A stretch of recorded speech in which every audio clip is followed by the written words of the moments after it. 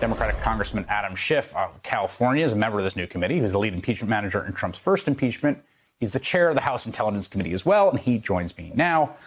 Congressman, first, just your reaction to both what we've learned specifically, but then the kind of timeline of the fully available, previously known public facts about the role the military did or did not play and how Trump perhaps wanted to use it.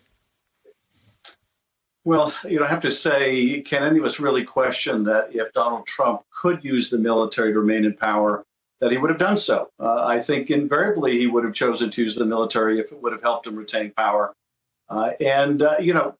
It's shocking to see these things come to light now. I do wish others, including General Milley, had been more outspoken at the time about their fears and had been more forthcoming with the American people about the dangers that we faced to our democracy.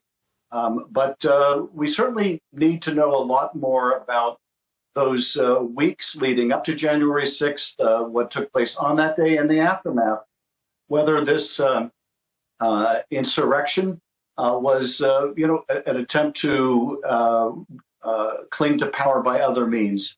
And I think of all the issues around January 6th that we have the least amount of information, that involving the White House is the biggest black box. What was going on in the White House in the days leading up to, on that date, and in the aftermath?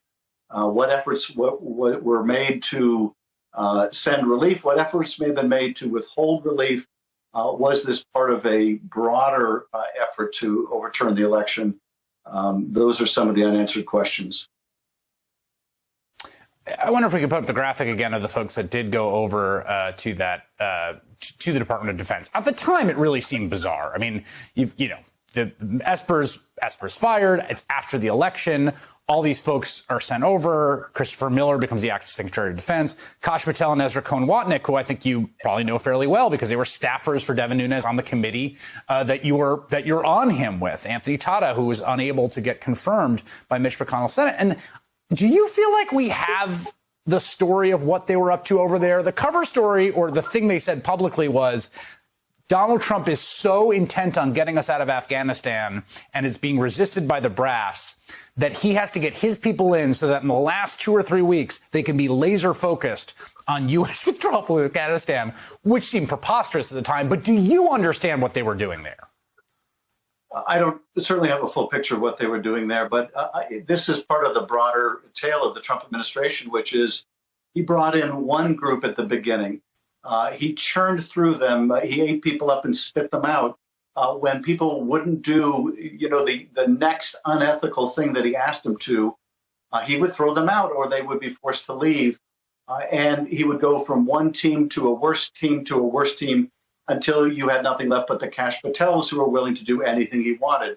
That might be, accelerate withdrawal from Afghanistan, but it might also be deploy military troops when existing leadership refused to do so to put down peaceful protesters. So there's no telling, except we know that Donald Trump wanted people whose only qualification was that they were yes men to Donald Trump and would do whatever he asked, no matter how unethical it might be. Is General Milley the kind of person that you can imagine being called before the committee? It's certainly possible. We haven't made any decisions yet, apart from the first hearing where we'll hear from some of the frontline Capitol Police and Metropolitan Police Department officials. But really, we intend to follow the evidence wherever it leads.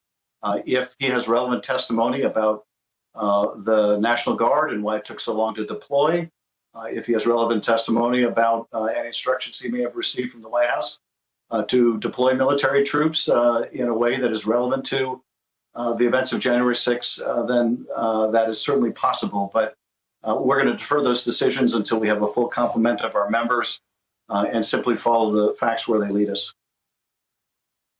Final question.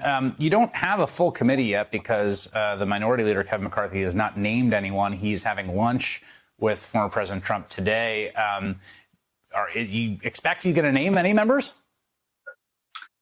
Well, I don't know. I expect he'll do whatever Donald Trump wants him to do. That's really his sole reason for being, is to serve the former president.